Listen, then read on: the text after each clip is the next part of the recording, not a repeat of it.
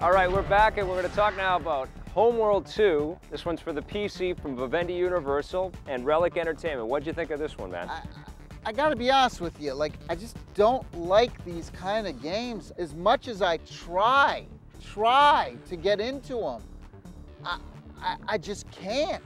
I love this game. I think that it's a phenomenal game, okay? I don't believe. First of all, are you kidding me? I loved it. Now, the big innovation that the original Homeworld game introduced was the fact that all of the gameplay took place in a true 3D space environment. So you could position your spaceship on a 2D plane, but then you could also go up or down on the Z plane and meet your opponents in different parts of space. And the thing with this game is that you're not controlling little orcs or little tanks or anything like that. You're controlling an enormous fleet of spaceships. You've got fighter craft, you've got bomber craft, you've got capital ships. There's never been a real-time strategy game like this.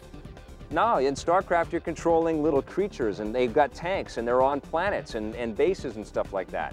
And it's not in true 3D space. It's a pseudo 3D world. When the graphics are this bad, who cares if it's in 3D? Are you insane, man? This is a PC game. The graphics are phenomenal in this game. Phenomenal. There's great lighting effects on all of the different ships. You can see every laser blast that hits every single craft. You can see explosions going off. Watching those capital ships explode. Every game has lasers and explosions. This is gorgeous.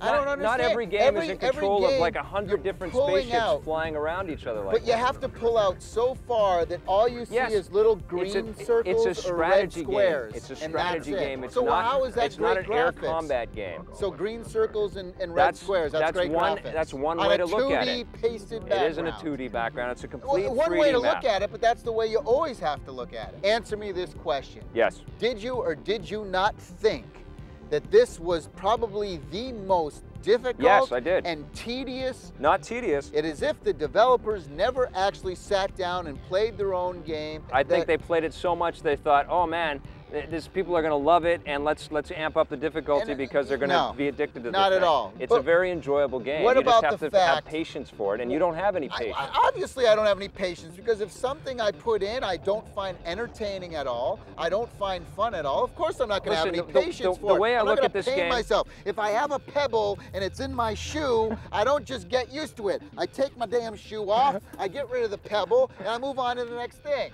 9 out of 10. Oh, it's a great game. Homeworld 2 gets the 2. Oh man, you are punishing.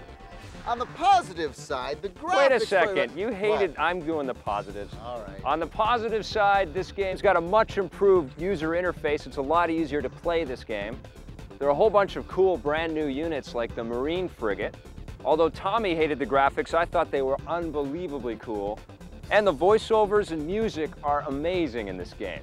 On the negative side, although Vic loved the graphics, I thought they were just okay and plain. This game is extremely difficult, but worst of all, if you're not into these games, I mean, this one is the ultimate bore fest. I felt like I was going to school.